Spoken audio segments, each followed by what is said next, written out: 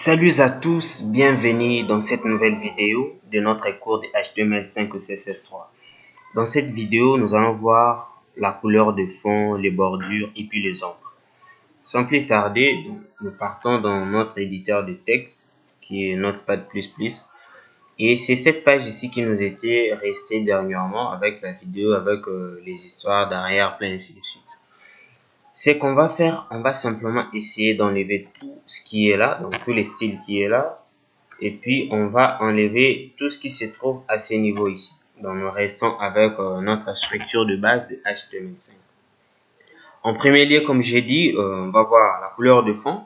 Donc pour faire la couleur ou mettre une couleur de fond, donc, la propriété à utiliser, c'est background. Donc à la vidéo précédente, nous avions vu le background image avec ses différentes valeurs. Donc ici on va voir le background color. Elle nous permet de mettre la couleur de fond pour une balise, pour toute la page et ainsi de suite. Ça dépend de vous. Pour nous, qu'est-ce que nous allons faire? Nous allons essayer de mettre un petit P. Salut les amis. Nous sommes très heureux.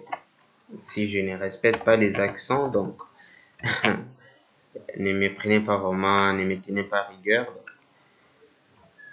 Qu'est-ce qu'on va faire? Nous allons d'abord commencer par exécuter notre page. Donc, je vais utiliser Chrome parce que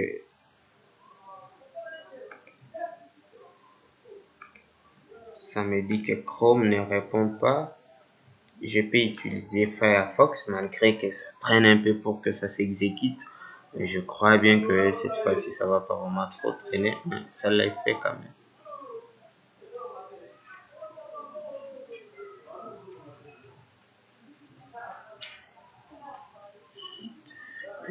Putain, qu'est-ce qu'il ne va pas avec cette page? C'est le navigateur qui traîne. C'est bon, nous avons les résultats. Donc, notre résultat là est sous vos yeux. Donc, comme vous le voyez, notre page est là. Qu'est-ce qu'on va faire? Je dis qu'on va commencer par mettre la couleur de fond. Donc, nous mettons notre balise P. La propriété à utiliser, c'est background color. Background color, elle est là, 2 points. Pour mettre la valeur, ça dépend de vous. Comme je vous ai montré les différentes façons de mettre la valeur de la couleur. Donc, pour nous, qu'est-ce qu'on va mettre? On va dire que notre arrière-plan aura la couleur black, donc noir. Et puis, le texte aura la couleur blanche. White. Parfait, nous enregistrons, donc CTRL S et je rentre dans mon navigateur pour actualiser.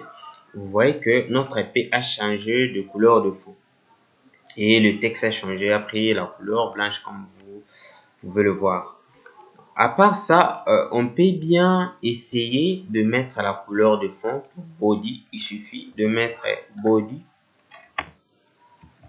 Et puis vous donnez la couleur de fond. On peut dire body aura pour background color.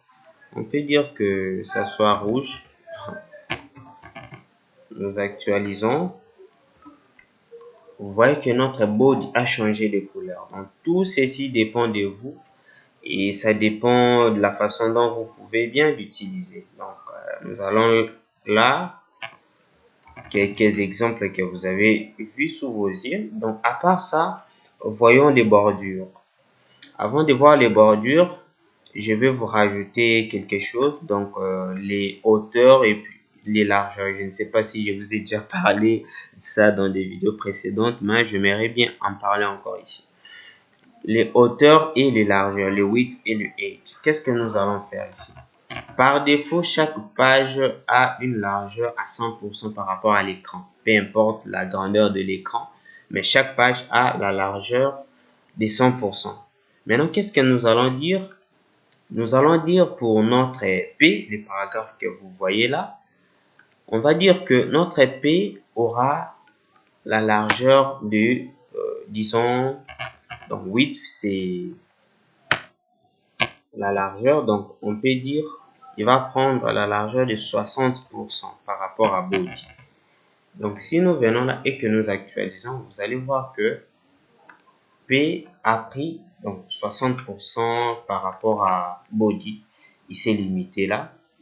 Et puis, qu'est-ce que nous allons dire encore parce qu'on va mettre les bordures. Pour mettre les bordures, la propriété à utiliser, c'est la propriété border. La propriété border prend trois paramètres. La première indication à mettre, donc le premier paramètre, c'est la taille de la bordure.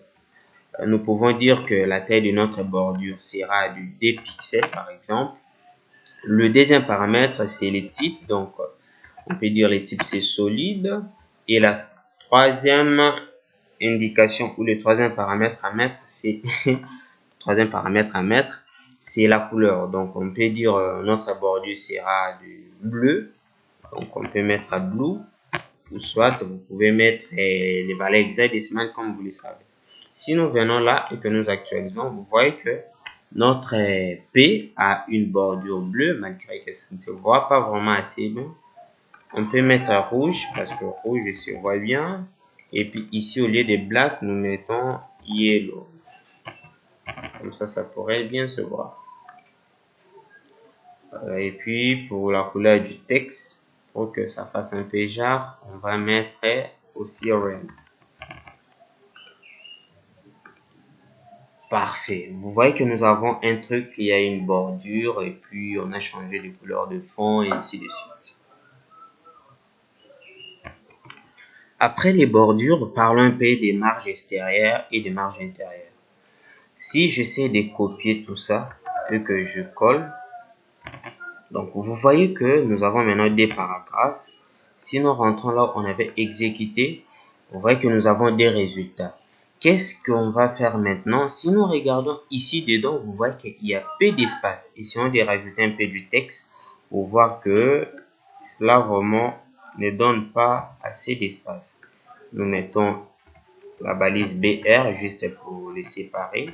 Nous collons ceci et nous faisons la même chose ici, BR, et puis nous collons ce même paragraphe. Si nous rentrons et que nous actualisons, vous voyez que les trucs sont un peu collés. Regardez à gauche, il s'est collé en haut, en bas et ainsi de suite.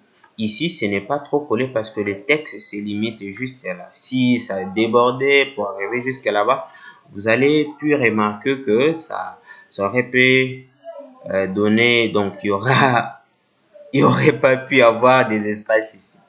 En quelque sorte, c'est ça. Qu'est-ce qu'on va faire? On va voir le marge extérieur et le marge intérieur. Les marges intérieures, c'est quoi? Ce sont des espaces entre les éléments qui se trouvent dans une boîte. Comme notre P ici est sous forme d'une boîte, donc les espaces de gauche, en haut, en bas et à droite, c'est ce qu'on appelle le marge intérieur. Et puis en CSS, donc le marge intérieur, c'est fait avec la propriété padding. Padding, il y a quatre propriétés pour le padding. Nous avons le padding top. Top, ça veut dire en haut. Nous avons le padding bottom pour en bas. Et puis, nous avons le padding left pour gauche. À part left, nous avons le padding right pour droite. Ce sont là les différentes valeurs pour le marge intérieur. Donc, en haut, en bas, à gauche. Qu'est-ce qu'on fait avec cette souris? À gauche et à droite. Ok, maintenant qu'est-ce qu'il faut faire pour le mettre? Donc si nous disons que nous voulons avoir un peu de marge intérieure en haut, donc il suffit de mettre la valeur en pixels. Essayons de mettre 10 pixels, vous allez voir les résultats. J'enregistre et puis je rentre pour actualiser. Vous voyez que dans chaque P, dans chaque bloc P, il y a une marge intérieure en haut. Si on faisait la même chose pour bottom, donc nous mettons aussi 10 pixels, vous allez voir que même en bas aussi, il y aura un peu des espaces. Donc, si nous disons aussi à left, nous mettons par exemple 20 pixels au lieu de 10, pour donner une valeur différente. Vous voyez, à gauche aussi, ça donne un peu de l'espace. Ça nous a donné quand même quelque chose d'assez acceptable aux yeux. Donc, on n'a pas donné pour right parce que vous voyez vous-même, il y a déjà assez d'espace. C'est pas important de le mettre, mais au cas où vous aurez besoin de le mettre, donc vous n'avez qu'à le mettre. C'est bon. À part d'utiliser toutes ces propriétés, il y a ce qu'on appelle super propriétés. De même pour border, il y a border type, il y a border color, ainsi de suite. Mais je ne vous ai pas montré tout ça parce que souvent, la façon de l'utiliser, on utilise directement le border avec les différentes valeurs. De même aussi, on va faire la même chose pour padding. Donc, au lieu d'utiliser toutes ces padding, left, right, ainsi de suite, on peut utiliser la super propriété padding. On n'a qu'à mettre toutes les différentes valeurs comme on les veut. Prenons par exemple si on veut dire que donc en haut, en bas, à gauche, à droite, que tous aient le padding de 10 pixels. Donc, vous n'avez qu'à mettre une seule valeur, ce qui fera en sorte que tous auront des trucs, donc des paddings de 10 pixels. Vous voyez qu'en haut, à gauche, à droite et en bas. À droite, ça ne se voit pas parce qu'il y a assez d'espace. Maintenant, quoi d'autre? Si vous voulez mettre des valeurs différentes, donc pour en haut, que ce soit différent à droite, en bas et à gauche, qu'est-ce qu'il faut faire? Ce qu'il faut faire, c'est donner les différentes 4 valeurs. La première valeur, c'est pour en haut. On peut dire en haut, on veut avoir 25 pixels. À droite, on ne veut pas, donc on met 0. En bas, on veut avoir 30 pixels. Et puis à gauche, on veut avoir 35 pixels. Donc, si vous mettez comme ça fera en sorte que la première valeur c'est pour le top, la deuxième valeur c'est pour right, la troisième valeur c'est pour bottom, la quatrième valeur c'est pour left. Qu'est-ce qu'on aura aux yeux? Donc, actualisons. Vous voyez que c'est vraiment fait comme c'est parce que vous voyez ici c'est 35, 30 et puis je crois que c'est 25. C'est ça l'explication par rapport au padding. Maintenant, voyons les margins. Les margins, ce sont les marges extérieures. Les marges extérieures, c'est quoi? Nous avons notre premier bloc P. Donc, tout ce qui est en dehors de P, c'est ce qui est extérieur. Donc, on dira l'espace entre le premier P et le deuxième P. Donc, l'espace en bas ici, c'est ce qu'on appelle le margin bottom. À droite, donc P avec d'autres éléments. C'est ce qui fait le margin right. Donc, à gauche, le margin left et en haut, je pense que vous devinez bien que c'est le margin top. Qu'est-ce qu'il faut faire pour donner tout ça? La propriété, c'est margin. Il fait la même chose comme padding, donc left, right et ainsi de suite. Si vous avez bien compris le padding, je crois bien que vous comprendrez aussi pour margin. Qu'est-ce qu'on va dire? Pour le top, on va dire que ça donne 50 pixels.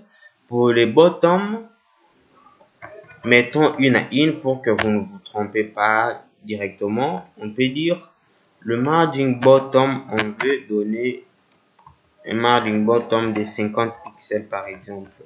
Si nous enregistrons et que nous partons pour actualiser, vous verrez bien que ça donne un petit décalage entre le premier bloc P et le deuxième bloc. Si on veut mettre un P à gauche, donc je pense que vous devinez bien, ça sera margin left. Margin left, la valeur, mettons par exemple 100 pixels. Si nous rentrons et que nous actualisons, vous voyez que ça donne quand même assez d'espace. Quoi d'autre? Si on disait margin top, vous allez voir que ça va le faire ici, ça va encore l'agrandir. Pourquoi? Parce que lorsque nous appliquons ces propriétés, c'est pour P. Donc, tous les P qui se trouvent dans cette page seront influencés. Ce qui fait en sorte que tout ce qu'on fait, l'autre P aussi est influencé. Ce qu'on va faire, on va essayer un peu de donner une petite classe pour le premier P, pour les différencier avec le deuxième P. On dit classe Pi, mettons même Pi pour ne pas se déranger. Qu'est-ce qu'on va faire? Nous allons appeler notre point parce que nous avons utilisé une classe. Donc, si vous avez oublié, vous n'avez qu'à revoir la vidéo où on a parlé des identifiants et des classes. Donc, qu'est-ce qu'on va dire pour notre Pi? On aura le margin top de 30 pixels par exemple. Si nous rentrons et que nous actualisons, vous allez voir que le résultat est fait. On a un petit décalage pour que ce soit très remarquable. Pourquoi ne pas mettre 300 pixels? Si nous rentrons pour actualiser, vous voyez bien que le décalage est assez remarquable. Ce sont là les margins et les padding comme vous l'avez vu. Donc, à vous d'appliquer encore plus, de vous exercer pour que tout cela reste. Essayons un peu de diminuer ça. Mettons 30 simplement pour être un peu beaucoup plus simple. Nous actualisons. Nous avons simplement un petit truc de 30 pixels. Je vous ai dit au début de la vidéo qu'on va voir aussi les ombres. Donc, directement, on va le voir. Pour le faire, on va essayer de mettre un petit H pour l'utiliser parce qu'il y a des sortes de ombres. Notre super titre.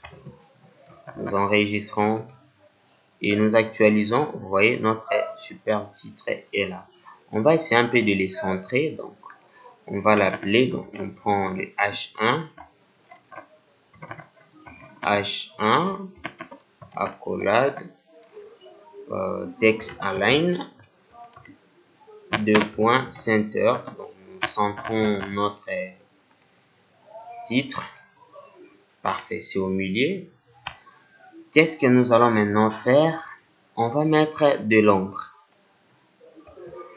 Pour faire de l'ombre, il y a des sortes de l'ombre. Il y a de l'ombre pour les textes, il y a de l'ombre aussi pour les boîtes. Les boîtes, c'est du genre notre épée, un truc qui encadre beaucoup de choses. Donc, pour mettre de l'ombre pour une boîte, la propriété à utiliser, c'est Box Shadow. Donc, Box Shadow, excusez, c'est la propriété à utiliser pour mettre de l'ombre dans une boîte. Donc, cette propriété prend 4 valeurs. Donc, la première valeur qu'on met, c'est le décalage horizontal de l'ombre. C'est-à-dire, la première valeur, comme j'ai dit, le décalage horizontal de l'ombre. Donc, quand on va essayer de mettre l'ombre pour notre épée, par exemple, le décalage horizontal, c'est-à-dire de là vers la droite. La deuxième valeur, c'est le décalage vertical, c'est-à-dire en bas jusqu'en haut, donc le décalage qu'aura notre ombre. Et puis la troisième valeur, c'est l'adoucissement du dégradé de l'ombre. Donc la quatrième valeur, ce sera la couleur de l'ombre. Vous allez voir ça, malgré que ça paraît un peu trop vague.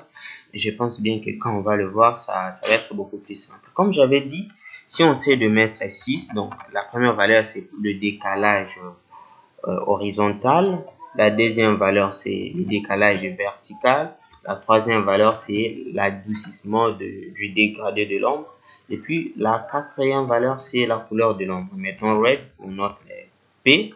Vous allez voir l'exemple de notre ombre. Si nous actualisons, regardez bien, c'est super. C'est ça l'ombre qu'on a essayé de mettre. Donc, nous avons la première valeur de décalage horizontal, le décalage vertical, et puis l'adoucissement de l'ombre, enfin la couleur de l'ombre. Si nous essayons d'augmenter un peu le décalage horizontal, vous allez voir, j'ai mis 16. Vous voyez, le décalage horizontal c'est augmenté. Vous voyez même, c'est sorti jusqu'ici. Si on essaie aussi d'augmenter ici, on met même 10. Le décalage vertical, vous allez voir le résultat. Vous voyez que c'est un peu devenu beaucoup plus grand, mais un bon nombre n'est pas vraiment assez grand comme ça. Mais c'est juste pour vous montrer. Et puis la troisième valeur, j'avais dit l'adoucissement. Si nous essayons un peu de diminuer, vous allez voir que ça deviendra un peu moins dégradé. Beaucoup. Vous voyez, c'est beaucoup plus naze. Donc, on va essayer de mettre 10 pour avoir un peu de l'ombre assez vif. Vous voyez que notre truc est vraiment trop super. Donc, la troisième valeur, c'est la couleur. Vous n'avez qu'à changer selon votre choix. C'était là les ombres pour les blocs. Donc, les box shadow. J'avais dit aussi, il y a deux ombres pour le texte. C'est ce qu'on appelle le text shadow. Pour les text shadow, la même chose comme dans les box shadow pour le valeur, sauf que la propriété c'est différent. La propriété c'est text shadow. Donc nous allons appeler notre text shadow. Les valeurs c'est comme dans box shadow. Donc essayons avec 5 pixels. 5 pixels, 5 pixels. La couleur, qu'est-ce qu'on va mettre? Mettons black. Donc ça sera l'ombre sur notre H1. Sinon, rentrons pour actualiser. Regardez bien, notre H1 a eu un peu de l'ombre. Malgré que c'est un peu beaucoup, donc qu'est-ce qu'on va essayer de faire? On va dire ici, ça sera 3, lui 3 et l'autre 5. Actualisons pour voir.